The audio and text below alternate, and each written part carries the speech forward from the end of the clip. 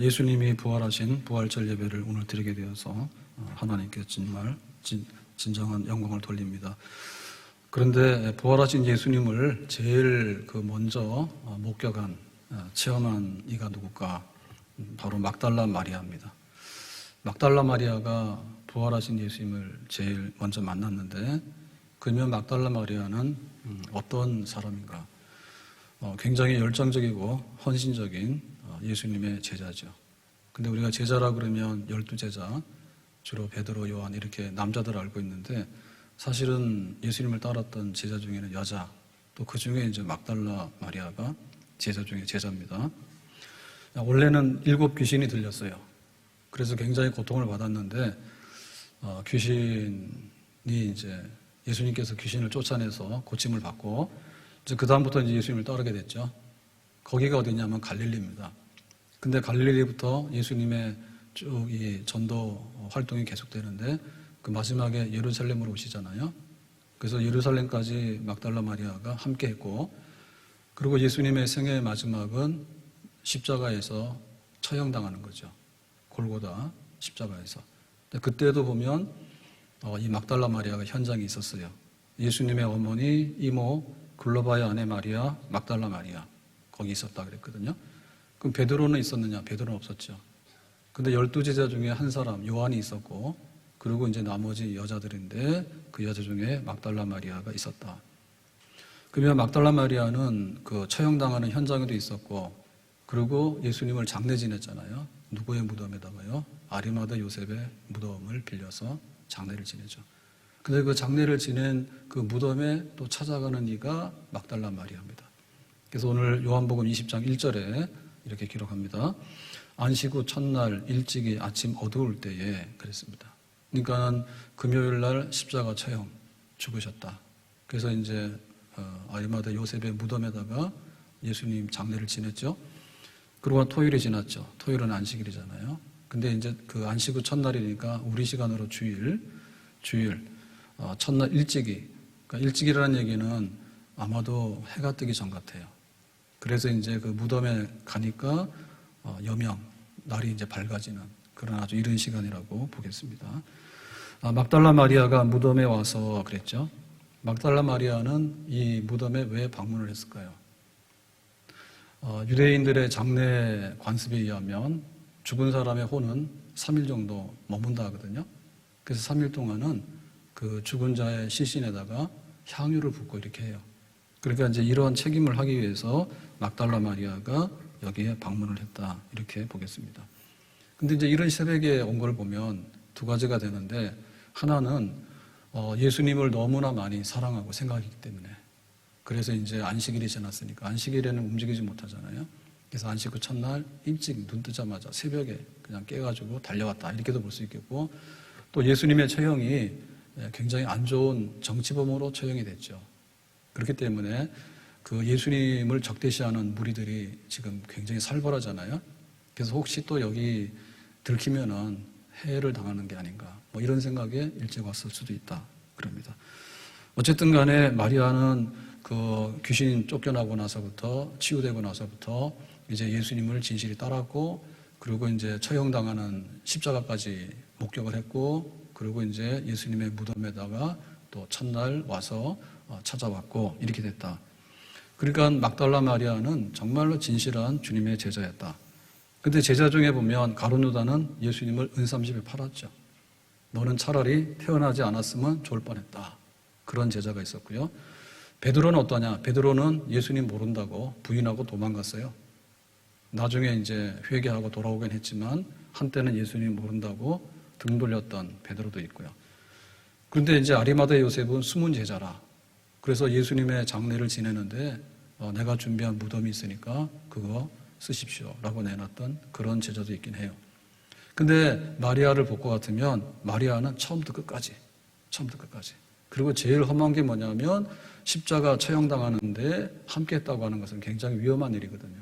그리고 굉장히 참혹한 일이잖아요. 근데 거기도 함께 했다는 거. 그리고 예수님의 장례 지낸 무덤도 제일 먼저 찾아와가지고 이제 향유를 부으려고 그런 사랑과 정성을 다했던 제자. 오늘 우리는 이 마리아를 보면서 우리는 어떠한 제자에 속하겠는가? 정말 주님의 뜻을 따르는데 주님께서 온전하다 하는 그런 제자가 되겠는가?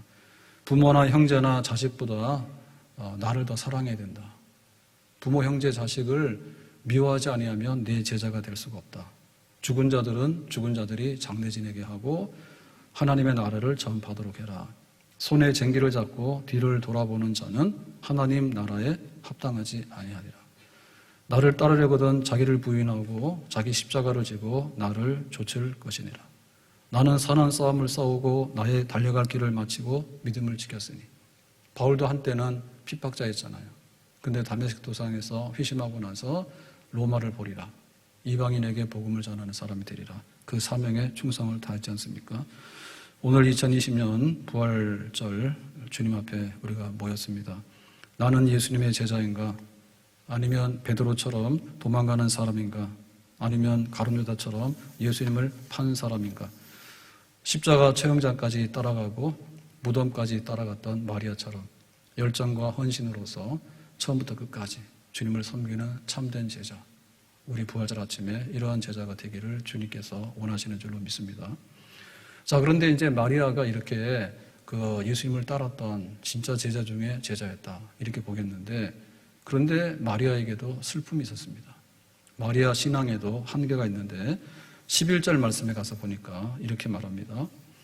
마리아는 무덤 밖에 서서 울고 있더니, 그래서 처음에 이제 마리아가 그 향유를 붓기 위해서 새벽에 예수님의 무덤을 찾았는데 깜짝 놀랐죠. 왜냐하면 무덤 입구에 막고 있는 돌이 있는데 이 돌이 없어진 거예요. 움직여진 거예요. 그래서 이 돌은 적어도 남자 장정 한 5명이 이렇게 움직일 수 있는 그런 돌이거든요. 그래서 마리아는 딱 생각하기를, 이거는 누가 열었다. 그리고 이제 예수님의 그 시신이 없어졌다. 이렇게 생각한 거예요. 그래서 깜짝 놀래가지고 제자들에게 달려왔죠. 제자들에게 누가 예수님의 시신을 옮겨간 것 같다고. 그래서 이제 제자들이 달려오게 되는데 두 사람입니다. 하나는 베드로고 하나는 요한입니다. 그래서 와서 베드로와 요한이 그 마리아의 말대로 무덤을 확인해 보니까 무덤에 막았던 돌은 옮겨져 있었고 거기에는 빈 무덤이었더라. 그걸 확인하게 된 거죠. 그러니까 베드로와 요한은 이제 참 믿을 수가 없는 거예요. 그래서 마리아 말이 맞긴 맞네. 근데 이게 어떻게 된 일이지? 그러고는 이제 다시 그 자기들이 있는 대로 집으로 돌아갔어요. 제자들 둘이는 돌아갔는데 무덤 밖에 서서 울고, 마리아는 이 무덤을 떠날 수가 없는 거예요. 왜냐하면 예수님이 여기 계셔야 되는데, 예수님의 시신이 여기 있어야 되는데 이게 없어졌잖아요, 지금. 그래서 마리아는 여기 울었는데, 이 울었다는 말은 그냥 이렇게 눈물이 한 방울 이렇게 흐르는, 그리고 속으로 이렇게 소리 안 나는 울음, 이런 게 아니라 그야말로 이제 소리를 내서 통곡하는 울음. 첫째는 예수님이 죽은 거 생각하니까 너무나 가슴이 아파요. 그 예수님이 십자가에서 달려 죽는 그 과정을 생생히 목격했거든요. 근데 여기다가 지금 장례를 지내놨는데 그것만 생각해도 너무나 슬픈데, 더 슬픈 일은 그 예수님의 시신마저 없어진 거예요. 그러니까 이 마리아가 지금 통곡하는 거죠. 너무나 이 상황에 대해서 견딜 수가 없는 거예요. 예수님 생각이 막 나는 거죠. 지금 오랫동안 예수님과 함께 동행하는 그런 삶을 통해서 마리아는 예수님 말씀 많이 들었거든요. 그리고 또 예수님께서 행하시는 일들을 눈으로 많이 봤단 말입니다. 근데 그 예수님의 말씀이 요할 것 같으면 하나님 나라가 임한다. 그리고 예수님께서 귀신도 쫓아내고 자기도 귀신을 쫓아내서 고침을 받았잖아요. 그러니까 귀신을 쫓아내게 되고 예수님께서 행하신 일들을 보니까 정말 희망이 막 있었거든요. 예. 그 제자들 중에는 잘못 생각해가지고 내가 예수님을 따르며 좌정승, 우정승, 내가 총리도 되고 장관도 되고 이렇게 세상적으로 출세한다는 생각을 한 제자들도 있었지만은, 마리아는 그런 게 아니라 하더라도 예수님께서 행하시는 이제 그리스도가 오셔서 하나님 나라가 임하게 되고 여기에 대해서 굉장히 긍정적으로 예수님의 말씀이 옳아요, 맞아요, 그렇게 될 거예요, 나는 봤어요, 이렇게 있었는데 예수님께서 십자가에 죽으시는 것으로 인해서 그게 막 무너졌거든요. 왜 그게 안 됐을까? 근데 더군다나 예수님의 무덤에 시신까지 없어졌으니까 이제 이 모든 것이 정말 아무것도 없이 산산조각난 그런 상태에서 슬픔과 좌절감과 때로는 예수님께서 왜 죽으셨어요? 원망과 또 앞으로 닥칠 일에 대해서 두려움과 그리고 자기는 그 7 귀신 들려가지고 자기 마음대로 못하고 이렇게 고통을 받았잖아요. 근데 혹시 예수님 없으면 그 귀신이 또 나를 사로잡으면 어떻게 될까? 등등 여러 가지 안 좋은 생각에 슬픔이 북받쳐서 대성통곡하는 그런 상황에 있는 것입니다. 그러니까 그 앞에서 본 마리아하고 지금 여기서 자세히 보는 마리아하고 좀 많이 다르죠. 너무나 예수님을 위해서 열정적이었다. 그리고 예수님 앞에 헌신적인 삶을 살았다. 그리고 마지막까지 목격자고 마지막까지 무덤까지 따라갈 정도로 그렇게 사랑이 넘쳐나는 마리아인데, 그런데 마리아는 지금 울고 있잖아요. 왜 그럴까요? 예수님의 부활에 대해서 생각을 못했어요. 마지막에 인자가 예루살렘으로 올라갈 것이다. 그리고 예루살렘에서 고난받고 죽을 것이다. 그러나 내가 3일 만에 다시 살아날 것이다. 그러니까 예수님께서 하신 말씀이 여러 가지가 있는데 제일 핵심적인 말씀과 장래의 소망을 여는 말씀은 그 말씀이거든요. 근데 마리아가 거기에 대해서 믿음으로 그 당시로는 깨닫고 있지를 못해요. 깨닫고 있지 못해요. 예수님의 죽음, 십자가도 목격을 했고 예수님의 무덤도 자기가 지금 찾아와서 무덤도 봤어요. 그랬는데 예수님이 부활한다고 하는 생각은 전혀 미치지 못했어요. 그게 마리아의 눈물의 원인이고 이것이 바로 마리아의 신앙의 한계점, 신앙의 모자라는 그런 부분이다 이거죠. 사도신경으로 우리의 신앙을 고백합니다. 십자가에 못 박혀 죽으시고 장사한 지 사흘 만에 다시 살아나시고, 이거 해봐라. 이거 할 줄 알면은 그리스도인이에요. 예수님께서 십자가에 못 박혀 죽으시고, 그래 못이 박히면 나중에는 피 흘리다가 쇼크 일어나면 죽겠지. 그렇게 죽으셨다니까 그럴 수밖에 없겠네. 여기는 아마 할 수 있을 겁니다. 근데 장사한 지 죽음 후에 장례를 지냈는데 3일 만에 다시 살아나시고, 자, 이거는 믿음으로 해야 되는 거예요. 예수님께서 죽으신 것은 할 수 있지만 예수님께서 다시 살아나시고, 이거는 믿음으로 해야 되거든요. 그러니까 이 믿음이 지금 상태에서 마리아에게는 없는 거예요. 오늘 부활절이잖아요. 예수님께서 죽으신 것은 알아. 고난받고 죽으시고 그것까지는 알아. 근데 오늘 예수님께서 다시 사셨다. 요거는 믿음으로 알아야 되는 거거든요. 우리의 신앙이 어디 있느냐? 무덤 안에 있는 신앙이면 그거는 무덤 안에 있는 신앙으로 끝나는 겁니다. 그러나 무덤 바깥으로 나온 신앙이면 그 신앙은 진짜 신앙인 거예요.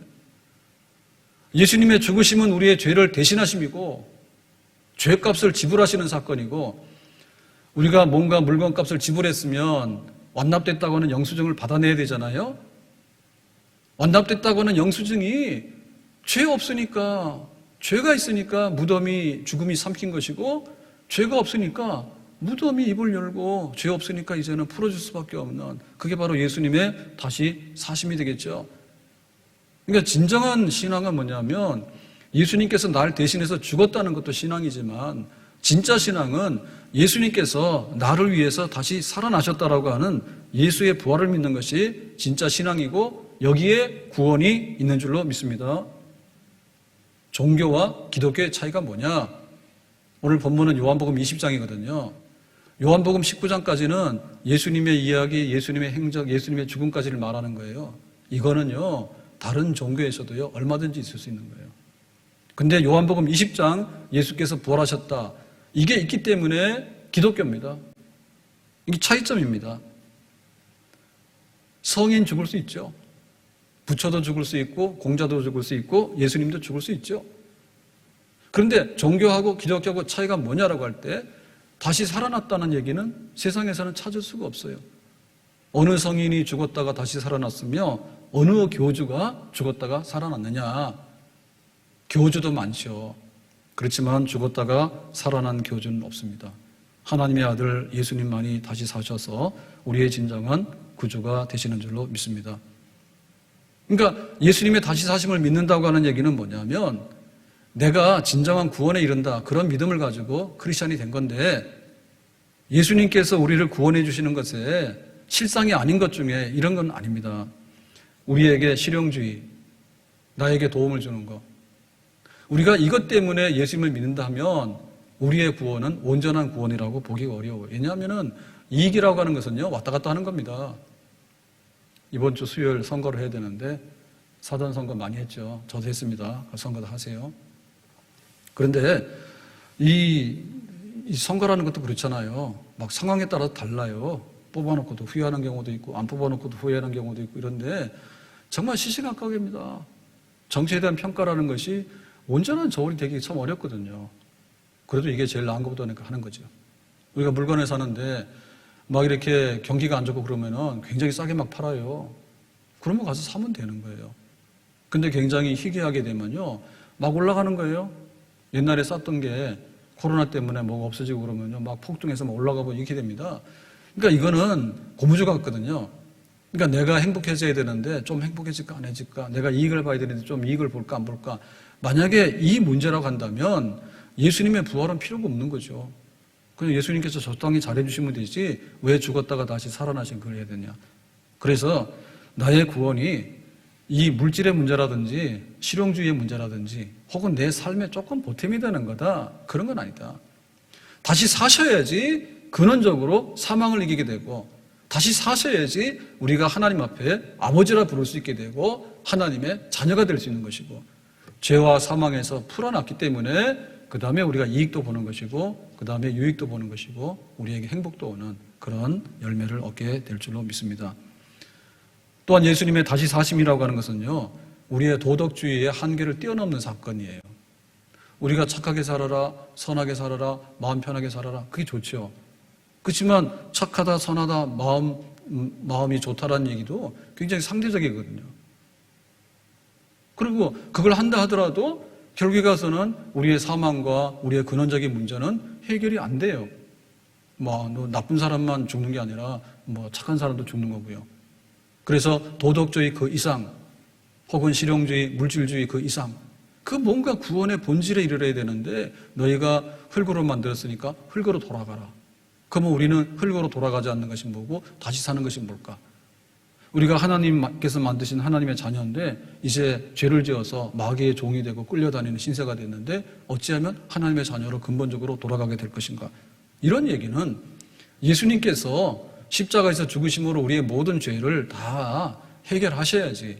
다시 말하면 예수님께서 다시 부활하시고 사셔야만이 우리가 하나님 자녀가 되고 영생에 이르게 되고 진정한 행복에 이르게 되고 참으로 하나님 앞에서 복된 삶으로 가는 그런 길이 열려지게 되는 줄로 믿습니다. 그러니까 마리아에게는 굉장히 주님을 잘 알고 배웠고 열정적이고 사랑을 했고 헌신적이고 이런 게 있었는데 예수님의 죽으심까지는 따라갔는데 예수님의 부활을 몰랐기 때문에 나는 너무 슬퍼요. 나는 뭔가 잘못된 것 같아요. 이 자리에서 있었는데 이제 예수님을 만나야지 이 모든 것들이 해결될 줄로 믿습니다. 우리의 처음 것들이 많이 있죠. 만약에 우리에게 부활신앙이 없다면 이 처음 것들은요 근본적으로 해결이 안 됩니다. 슬퍼? 좋은 날이 오겠지. 좋은 날이 오지만 다시 슬픈 날이 또 오겠지. 눈물 흘려? 눈물을 닦아. 근데 또 안 좋은 일이 있으면 눈물 또 흘리게 되고요. 이별하게 됩니다. 그럼 만나겠지. 만나면 또 이별하게 되겠지. 그러니까 만남과 이별이라고 하는 것도 계속적으로 근원적으로 해결이 안 되고 이별 안 했으면 좋겠죠. 교회 모이면 얼마나 좋을까. 근데 영상 예배 하라니까 너무 싫죠. 우리의 배고픔이 있습니다. 그럼 좀 먹으면 배가 부릅니다. 근데 많이 먹어도 배탈 납니다. 근데 먹었다 해가지고 시간이 오래 가지 않아요. 하루에 3번은 먹어야지 적당하지. 하루에 한 끼 먹으면 좀 배고프고 허기지거든요. 그러니까 배고픔의 문제도 반복되고 나중에는 아파요. 그래서 고장이 나가지고 여기도 아프고 저기도 아프고 해가지고 치료가 되면 다행이지만 치료가 안 되면 장애인이고 만성병으로 앓고 있다가 나중에 죽는 거예요. 그래서 이 죽음이라고 하는 것은 결국에는 강간하면 70이고 80인데 청년들도 죽을 수 있고 80대도 죽을 수 있고 노안으로 죽을 수도 있고 병으로 죽을 수도 있고 사고로 죽을 수도 있고 이것이 지금 우리가 사는 세상에서 경험하고 있는 삶의 모든 것들입니다. 이걸 처음 것들이라 했거든요. 눈물, 슬픔, 이별, 질병, 배고픔, 마침내 사망에 이르는 것. 이거에 대해서 근본적으로 뿌리를 뽑아야 되는데 이 뿌리 뽑히는 완전한 구원, 온전한 구원의 길은 예수님의 부활, 우리의 부활, 우리가 하나님 앞에서 온전하게 쓸 수 있는 의롭다움을 받을 수 있는 이 모든 것들이 우리에게 근본적으로 제공이 될 때 우리는 이 처음 것들을 이기게 되는 그런 은혜의 삶 속에 우리가 다시 한번 나가게 되는 것입니다. 그런데 마리아 그게 없었단 말입니다. 자, 그래서 13절에 이렇게 말하는데요. 천사들이 이르되, 이제 그 마리아 혼자 남았잖아요. 무덤이 비었어. 그래서 달려가서 제자들을 데리고 왔어. 근데 제자들은 갔어. 그래서 마리아가 막 통탄해서 울고 있는데 천사가 이르되, 여자여 어찌하여 우느냐. 천사가. 그러니까 이 천사가 무덤에 돌을 옮겼죠. 그래서 이제 천사가 마리아에게 말하는 거야. 왜 울어? 울지 마. 이건 굉장히 위로죠. 근데 한편에서 너 왜 울어? 라고 하는 말은 또한 책망이라 볼 수 있어요. 안 울어도 되는데 쓸데없이 울고 있네. 왜 여기 지금 쓸데없이 울고 있습니까? 불필요하게 울고 있습니까? 예수님께서 부활하셨거든요. 예수님께서 부활하셨는데 네가 왜 울고 있냐 지금. 지금 예수님과 사별한 거 아닙니까? 예수님이 죽으셨기 때문에 헤어진 것 때문에 슬픈 것이고 예수님의 시신이 지금 도난당한 것처럼 느꼈기 때문에 지금 슬픈 것이고 그리고 예수님과 함께했던 그 모든 사건들과 그 말씀들이 정말 허공 중에 사라지는 것 같은 그런 막 그 비통함 속에서 제가 지금 슬퍼하고 있잖아요. 야, 왜 울어? 울지 마라. 근데 네가 지금 우는 거는 예수님 부활을 지금 몰라서 우는 건데 참 안 됐네. 울지 마라. 자, 그런데 지금 이 천사가 앞에 있는데 이 천사 뒤에 마리아가 천사를 보고 있잖아요. 근데 마리아의 뒤에 누가 계시는가? 예수님께서 계십니다. 자, 14절에 이렇게 말합니다. 이 말을 하고 돌이켜 예수께서 서 계신 것을 보았으나. 그러니까 천사하고 지금 마리아하고 대화를 하는 거예요. 천사가 근데 여기서 너무 그러고 있으니까 천사가 이제 마리아에게 보여주면서 그랬죠. 울지 마, 왜 우냐? 그러니까는 이 마리아의 대답은 뭐냐면 예수님의 시신이 없어졌어요. 이러고 있는데 이런 대화를 하고 있는데 뭔가 이상해. 그래서 마리아가 여기 보니까 이 말을 하고 돌이켜 이렇게. 자, 우리가 이제 앞에 있는 사람하고 대화하다가 뭔가 이렇게 돌아볼 때는 딴 생각이 있어서 돌아보는 거죠. 그게 뭐예요? 느낌과 직감? 아니면 뒤에서 누가 부르면 돌아봐야 되잖아요. 근데 아마도 이 마리아는 뒤에 뭔가 인기척을 느낀 것 같아. 뒤에 뭐가 있는 것 같아. 아니면 앞에서 말하는 천사가 눈짓을 했겠죠. 뒤로 보라고. 그래서 이제 마리아가 앞에 천사하고 얘기하다 이렇게 돌아보는 거죠. 예수께서 서 계신 것을 보았으나. 여기 예수님은 그토록 마리아가 찾던 예수님. 근데 어떤 예수님? 부활하신 예수님. 예수님이 서 계신 거예요, 뒤에. 예수이신 줄은 알지 못하더라. 마리아가 예수님을 봤는데 이 예수님은 부활하신 예수님인 거예요. 근데 예수님인 줄을 알지를 못했어. 이건 왜 그랬을까? 아마 전혀 생각을 안 했으니까 이건 뭐 눈에 안 들어올 수도 있죠. 그리고 지금 마리아는 너무나 슬픔에 지금 빠져 있잖아요. 예수님이 죽으셨어. 그 죽으시는 광경을 몇 시간 동안 봤는데 너무나 충격이지 않습니까? 피 흘리시면서 죽으시는 광경. 근데 장례 지내가지고 여기다 지금 갖다 놨는데, 그 무덤에다 갖다 놨는데 예수님 시신도 없어졌으니까 거의 우리로 말하면 패닉 상태겠죠, 그죠? 그러고는 너무나 많이 우려가지고 울다 보니까 뭡니까? 정신이 막 좀 혼미하고. 그러니까 오직 지금 관심사는 뭐냐면 예수님의 시신이에요. 내가 예수님을 사랑하고 내가 예수님을 따랐는데 그 예수님의 장례를 그래도 온전하게 이렇게 지내야 되는데 그 예수님의 시신이 없어졌으니까 여기에 지금 마리아는 거기에 완전히 막 몰두하고 있는 겁니다. 그래서 뭔가 돌아봤는데 예수님인 줄을 알지를 못한 거죠. 그러니까 너무나 많이 울어서 그럴 수도 있고 아니면은 부활하신 예수님의 모습이 평상시에 보던 모습하고 다르겠죠. 그래서 이렇게 연속성과 불연속성이 있다 했는데요. 부활하게 되면은 알 듯 모를 듯 그럴 수 있어요. 왜냐하면 예수님이 예수님이기 때문에 아는 거고요. 근데 지난날 예수님하고는 좀 다른 것이 뭐냐면, 지난날의 예수님은 마리아의 몸에서 나셔서 마구간에서 탄생하셔서 목수의 아들로 사시면서 그냥 이렇게 살아왔던 그런 예수님이라면, 지금 무덤에서 다시 일어나서 부활하신 예수님은 걸어가신 그리고 영광스러운 모습을 가지신 예수님, 부활체의 모습, 그 모습. 그러니까 우리가 좀 상상하기 어려운 뭔가가 있는, 그래서 우리가 좀 표정이 나쁠 때하고 표정이 좋을 때하고 사람이 좀 다르죠. 그리고 굉장히 이렇게 세수 못하고 뿌시시 해가지고 화장 안 했을 때 모습하고 세수하고 화장 쫙 하고 나가면 또 다른 사람 되죠. 그래도 이제 변신을 하는데, 예수님께서 죽었다가 다시 하셨으니까 옛날의 상식적인 예수님의 모습하고는 좀 다른 뭔가가 있었을 거란 말이에요. 아마 그래서도 마리아가 예수님을 알아보지 못했죠. 어쨌든 간에 지금 여기까지는 마리아는 울고 있는 거예요. 천사가 너 왜 우니 그래도 예수님 시신 없어요. 그래가지고 울고 있고, 뒤를 돌아봐서 예수님을 딱 봤는데도 누군지 몰라가지고 또 울고 있고. 우리의 신앙이 여기가 한계인데요, 이거를 넘어와야 됩니다. 예수님 죽으셨어요. 나를 위해서. 고마워요. 근데 예수님께서 나를 위해서 사셨어요. 정말 고마워요. 예수님의 부활이 아니면 우리의 믿음은 처음 것들에서 벗어나지 못하는 겁니다. 조금 더 실용적입니다. 내가 종교 생활을 하게 되면, 내가 가서 뭔가를 좀 빌게 되면 내 확률이 좀 더 높아질 수는 있겠어요. 누군가 나를 도와주면 내가 조금 더 행운이 많고 조금 더 잘 될 가능성이 있겠어요. 그러나 그것으로 완전하게 못 되는 거죠. 그래서 예수님의 부활이 없는 신앙이라고 하는 것은 기독교 아니다. 다시 사신 예수님을 만나지 못했으면 진짜 교인 아니다.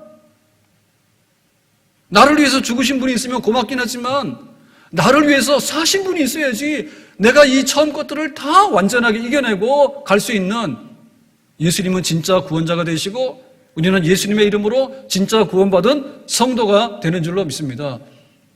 만나면 이별이 있고 배고프면 배부름이 있고 또 아프면 낫는 게 있는데, 그런데 뺑뺑이를 돌다가 결국에는 배고픔과 이별과 눈물과 질병과 죽음으로 종착점으로 간다 그거죠. 예수님 죽으셨으니까 우리도 예수님 잘 믿다가 죽으면 끝나는 거 아닙니까? 처음 것들을 이기지 못하고.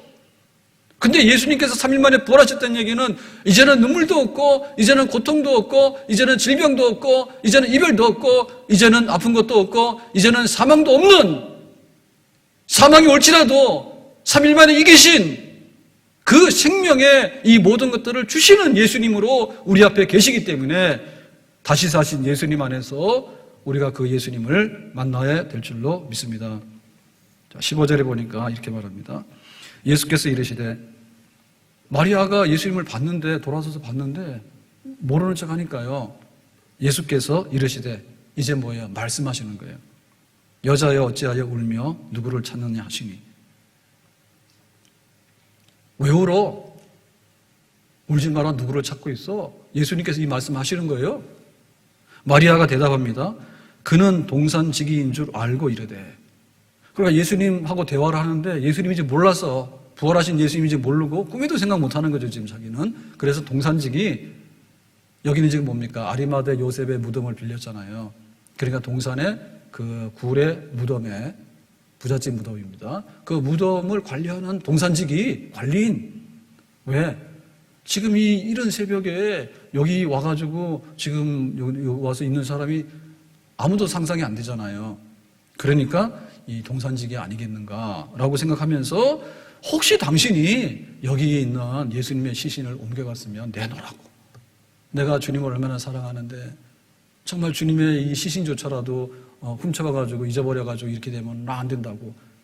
그러니까는 여기까지도 보면 마리아는 아직도 예수님을 못 만난 거예요. 부활하신 예수님을 못 만나지. 안타깝죠. 지금 누구하고 대화하고 있습니까? 그토록 찾던 부활하신 예수님하고 대화를 하고 있는데 그 예수님인지를 모르고 있는 거예요.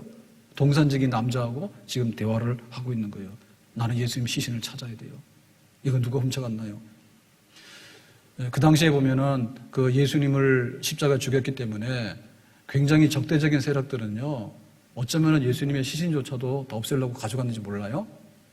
그리고 이 시체를 도굴하는 사람들이 꽤나 많았대요, 그 당시에. 그래서 황제가 명령을 내리기를 니들 중에 무덤에 가가지고 시신 빼가는 사람이 있으면 사형시킨다. 이러한 그 황제의 명령이 떨어질 정도로 그렇잖아요. 만약에 부자거나 뭐거나 하면은 가가지고 우리처럼 화장해서 없애면 못 찾겠죠. 근데 또 매장을 하더라도 굉장히 파헤치기 어렵잖아요. 근데 이렇게 굴 속에다가 이렇게 시신을 갖다 놓는 거는 들어가면 다 가져올 수 있잖아요. 그러니까 그런 일이 빈번했기 때문에 마리아는 그 의심 속에서 벗어나지 못하는 거예요. 당신 가져갔으면 내놓으라고. 그러고 막 말을 하는 겁니다. 자, 그랬는데 16절에 보니까 예수님께서 이제 이렇게 말씀하시는 거죠. 예수께서 마리아야 하시거늘, 그러니까 예수님께서 너 왜 울어? 누구 찾는 거야? 분명히 예수님 찾고 있단 말입니다. 나 예수야. 내가 주님이야. 이렇게 지금 예수님께서 이렇게 마리아하고 대화를 하고 있는데 마리아는 전혀 지금 딴 세상 가 있는 사람이니까 이제 예수님께서 마리아야 하시거늘, 마리아가 돌이켜 히브리 말로 라보니 하니, 이 극적인 만남입니다. 마리아야라고 하는 그 음성에 마리아가 정신이 확 돌아왔어요. 왜 그랬을까요? 평상시에 예수님 따라다니면서 마리아야, 마리아야, 마리아야 많이 했겠죠. 근데 그 목소리, 그 음성이에요. 그래서 이제 이 예수님의 음성을 듣는 순간에 이거는 예수님이다. 천사하고 대화를 하더라도 정신이 안 났고 지금 예수님하고 대화하는 중에도 동산지기인 줄 알고 정신이 흐리멍텅했는데 마리아야, 마리아 이름을 부르는 거죠. 그러니까 우리가 이름을 부른다는 얘기는 그 사람의 인격이고 그 사람의 모든 것이잖아요. 그러니까 마리아라고 하니까 이제는 예수님을 똑바로 보는 거예요. 그랬더니 정말로 예수님인 거예요. 나는 예수님이 십자가에서 달려 죽는 걸 봤어요. 골고다에서. 그래서 그 예수님을 지금 시신을 장례 지내는 가운데 여기 지금 무덤에다가 이렇게 다 장례 지내고 안장하는 걸 봤어요. 근데 꿈에도 생각 못했던 예수님이, 죽은 줄 알았던 예수님이, 정말 한 번도 그렇게 기대를 안 했던 그 예수님이 마리아라고 자기 이름을 부르는데 정신이 뻗쩍 들어서 보니 정말 예수님이더라. 그래서 라보니, 선생님, 평상시에 마리아하고 예수님하고 대화할 때 그랬죠. 선생님 이렇게 말하면 왜? 마리아야 왜? 이렇게 친밀하게 대화를 했잖아요. 그러니까 마리아하고 부활하신 예수님하고 그런 정상적인 대화가 이루어지고 있는 거예요. 부활하신 예수님하고. 얼마나 감동적이에요. 얼마나 놀랐어요. 얼마나 흥분했어요. 이제 눈물이 안 나죠. 이제는 슬픔이 없어졌죠. 이제 누가 예수님의 시신을 훔쳐갔냐고 거기에 이제 생각이 빠질 필요가 없는 거죠. 누가 예수님 시신을 도둑질해 갔을까? 그런 생각도 할 필요가 없는 거죠. 왜? 예수님 여기 지금 살아서 계시는 거예요. 그 예수님을 지금 만나고 있는 거예요. 마리아가 돌이켜라고 하는 말은요, 앞에 천사하고 대화가 있다가 이상해서 뒤를 돌아봤을 때 동산직인 줄 알고 뭐라고 하는지 말을 했잖아요. 근데 마리아야 라고 할 때 돌이켰다라고 하는 말은 완전히 이제 예수님이네. 그래서 우리가 아이들 이렇게 엄마하고 아이들하고 이렇게 대화하게 될 때 애들이 뭐라 하잖아요. 엄마 뭐 저거 나 놀러 갔다 오고 뭐 숙제도 좀 하고 뭐 먹을 거 좀 주고 막 알았어 대충은 봐야 되잖아요. 안 쳐다보고 말하면 뭐예요? 남의 엄마지. 그러니까 대충은 이렇게 듣는 신용하잖아요. 이렇게. 근데 아이가 결정적으로 아야 그러고 만약에 애가 쓰러졌단 말이에요. 그 엄마가 뭐예요? 완전 놀래가지고 완전히 돌았을 거 아니에요. 신혼 때는 왜 빨리 집에 일찍 들어와서 밥 안 먹냐고 막 이러죠. 밥상 차려놓고. 근데 나중 가면 어떻게 한다고요? 밥도 안 먹고 왔다고 이렇게 혼내킨다잖아요. 처음에는 이렇게 밥상 차려놓고 이렇게 식사합시다 그러면 이제 이렇게 돌아보잖아요. 남자들이 좀 이렇게 그러잖아요. 근데 지금 뭐예요? 제발 밥 좀 차려주세요. 이러고 따라다니지. 그러니까 이제 이게 돌아선다는 말은 완전히 전향하는 거예요. 생각도 못했던, 정말 예수님이 죽어가지고 시신까지 없어져가지고 이제는 막 내가 했던 게 모든 게 다 그냥 없어지고 이거 어떻게 될 거냐 막 이러고 있었는데, 대화하는 가운데 마리아라고 하는 그 음성에 완전히 마리아가 정신이 뻗쩍 들어서 보니까 그 예수님 확 돌아서게 되는, 이게 꿈이 아니라 이게 현실이구나. 예수님 죽으신 게 아니라 살아나셨구나. 지금 마리아라고 부르는데 그 옛날 그 예수님의 그 음성 그대로 마리아라고 부르는데 정말 내가 예수님을 다시 만났구나. 이걸 어떻게 표현할 수가 있을까요? 춘향이가 이도령하고 만난다. 그때 만날 때 어떻게 만날까? 왔냐? 이렇게는 안 만나, 그렇게는 안 하겠죠. 신봉사하고 그 심청이하고 만나는데 어떻게 만날까? 아버지 눈 떴어. 근데 네가 청이냐? 아버지 그럴 때 그냥 그러냐? 이렇게는 안 하겠지. 남북 이산 가족들이 만났어요. 몇십 년 만에. 그러니까 정말 그 기억도 잘 안 날 것 같은데 참 닮기도 닮고요. 그 혈육의 정이라는 게 있잖아요. 그러니까는 막 30년, 40년 해가지고 헤어졌는데도 만나면은 그렇게 반가워하고 울더라고. 해외 입양 보낸 아이가 돌아왔어. 그 생모하고 만났어. 그럴 때 그런 거는 뭐 드라마에서 아무리 연기를 잘하지만 그 연기자들이 해낼 수 없는 그런 감동이 있잖아요. 그러니까 부활하신 예수님 만나면 돌이킨다니까요. 교회로 오더라도 오는가 보다, 한번 가는가 보다. 주여 그러면 주님이 계시는 계시는 거고 안 계시면 안 계시는 거고, 이렇게 해가지고 긴가민가 해가지고 아무런 감동도 없고 아무런 느낌도 없고, 지금 내가 동산적인 남자랑 대화하는 건지 누구랑 대화하는지도 모르고 예수님하고 대화하는지도 모르고, 그거는 죽은 예수님이다. 우리가 살아계시는 예수님을 만나야 될 줄로 믿습니다. 그래서 마리아가 변하는 거예요. 막달라 마리아가 변하게 된 것은 귀신 들렸는데 고침을 받았기 때문에 변한 겁니다. 근데 막달라 마리아가 변화된 것은 예수님 따라다니면서 제자가 됐기 때문에 변한 거예요. 근데 진짜 막달라 마리아가 변한 것은 뭐냐면, 예수님의 죽음을 목격할 뿐만 아니라 무덤을 찾아갈 뿐만 아니라 그 무덤의 문을 열고 다시 살아나시고 부활하신 예수님을 만남으로 인해서 막달라 마리아는 최종적으로 진짜 변화되게 된 것입니다. 바울이 얼마나 악질적인 핍박자입니까? 그러니까 예수 믿는다고 하는 그 사람들, 제자들에 대해서 이게 미움이 넘쳐가지고 증오심이 넘치죠. 그래서 그냥 예수를 십자가에 못 박아 죽였는데 이제 예수 따라다니는 사람들이 있으면 나도 죽이겠다. 사냥감을 쫓아가는 사냥개처럼, 굶주리는 맹수처럼 그렇게 예루살렘을 샅샅이 뒤져가지고 믿는 자들을 체포하고, 그것도 성이 안 차가지고 다메섹까지 원정 가서 믿는 자를 체포하고. 그게 왜 그렇습니까? 예수님 죽었으면 끝나야 되잖아요. 그동안 예수님 시끄럽게 했잖아요. 유대교가 잘못돼서 그랬는데 성전을 헌다, 3일 만에 헌다, 성전 못 오게다가 내가 하나님 아들이다, 나를 본 자는 하나님 보았고 하나님 본 자는 나를 보았고, 이렇게 얘기하는 거에 관해서 정말 예수 미웠거든요. 이단의 개소라고, 이거는 세상 시끄럽게 하는 사람이라고. 그래서 십자가 처형에 있으면 종결된 거 아닙니까, 사건이. 바울은 거기 믿었던 거예요. 예수 사건은 어디 종결된 거란 말입니다, 십자가 죽은 것으로. 그랬는데 계속해서 예수 믿는 자들이 따라다니면서 제자들이 예수 부활했다고 자꾸 하고 다니니까 거기에 대해서 못마땅한 거죠. 죽었으면 끝나야지 왜 자꾸 살았다고 하고 다니냐 해서. 그래서 이제 예루살렘 핍박을 하고 다메섹 도상까지 핍박하게 됐잖아요. 근데 다메섹 도상에 아주 그냥 혈기왕성하게 달려가는데 빛 가운데 나타났습니다. 그래서 자기가 정신을 잃고 쓰러졌습니다. 말에서 떨어졌는데, 사울아 사울아 네가 왜 나를 핍박하느냐? 당신 누군데요? 나는 네가 핍박하는 예수라. 예수 죽었는데요. 예수가 왜 죽냐고? 지금 여기에 나타났잖아요, 예수님께서요. 사울의 변화, 바울의 변화는 부활하신 예수님 만남으로 인해서 진짜 변화가 된 겁니다. 이제 로마를 보리라.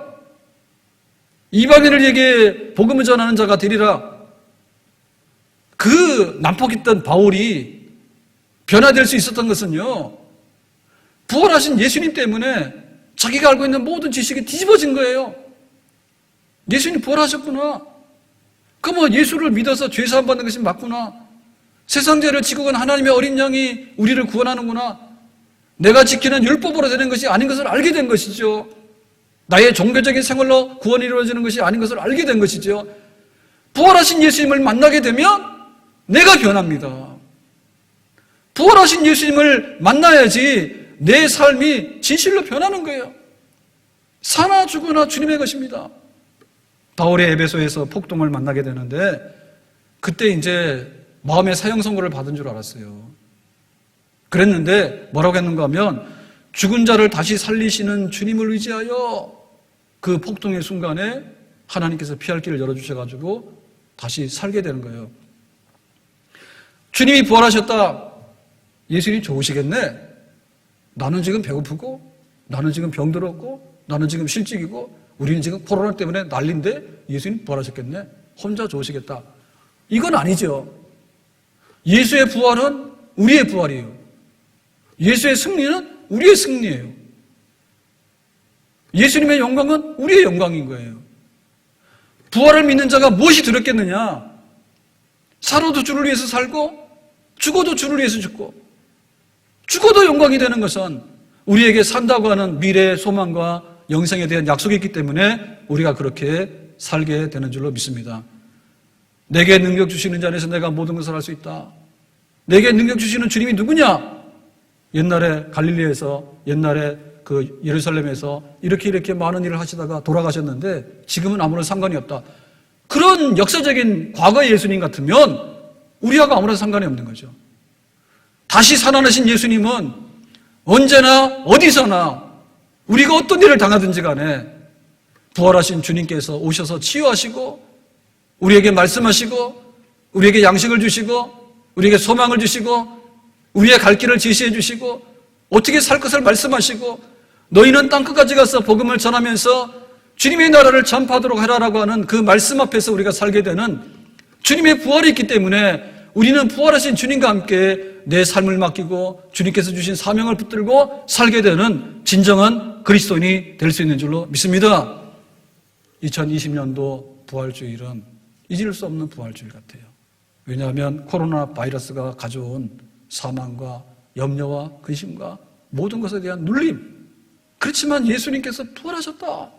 다시 사신 예수님과 함께 우리의 미래를 다시 한번 생각하면서 우리는 이기신 그리스도와 함께 앞날에 대해서 이기는 그리스도인으로 다시 한번 주님과 함께 손잡고 나가야 될 줄로 믿습니다. 예수님을 만나지 못한 사람, 불신자. 교회 왔다 갔다 하는데 예수님 못 만난 사람, 불신자. 불신자 지옥. 불신자 구원 없음. 불신자 사망의 노예. 불신자 죄의 노예. 예수님 만나지 못하면 불신자. 그런데 예수님을 만나긴 만났는데 어디까지 만났느냐? 나를 위해서 십자가에서 아프시고 고난당하시고 죽으신 예수님까지만 믿는 사람은 반신자, 절반, 깍두기 신자. 예수님께서 죽으심까지 믿지만은 그 다음에는 대책이 없어요.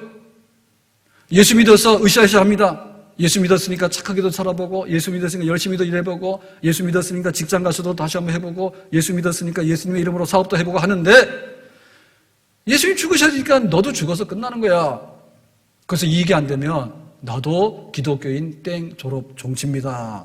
반신자 반구원. 반구원은 구원 없는 거랑 똑같은, 잠깐 세상 사는 동안에 종교생활 했기 때문에 유익할 뿐, 그저 근본적으로는 구원받은 사람이 못됨. 예수의 부활을 믿고 부활하신 예수님을 만난 사람, 마리아야, 라보니여, 부활하신 예수님과 인격적인 만남이 있어서 지금도 살아계시는 주님과 함께 대화하고 지금도 살아계신 주님과 함께 동행하는 삶을 살고 있는 사람, 부활하신 예수 그리스도를 믿고 부활의 신앙을 가지고 주님과 함께 교제하며 인격적으로 살아가는 사람, 신자. 이 신자에게는 내일의 부활의 약속이 있고 이 신자에게는 오늘 살아가는 동안에 살아계신 주님과 동행하면서 주님이 우리를 도우시는, 승리하시는 그런 삶이 보장이 되는데 우리가 진짜 신자가 될 줄로 믿습니다. 예수님 부활하셨는데 우리 교회가 부활을 믿는 진정한 그리스도인이 되어서 주님의 백성으로 온전하게 연합할 수 있는 그런 그리스도인 되기를 주의 이름으로 축복합니다. 기도합니다. 오늘 주신 말씀과 같이 마리아는 부활하신 주님을 만났는데 우리도 부활하신 주님 만나서 부활의 산 신앙으로 오늘을 살고 내일을 사는 저희들이 되기를 원합니다. 예수님의 이름으로 기도합나이다. 아멘.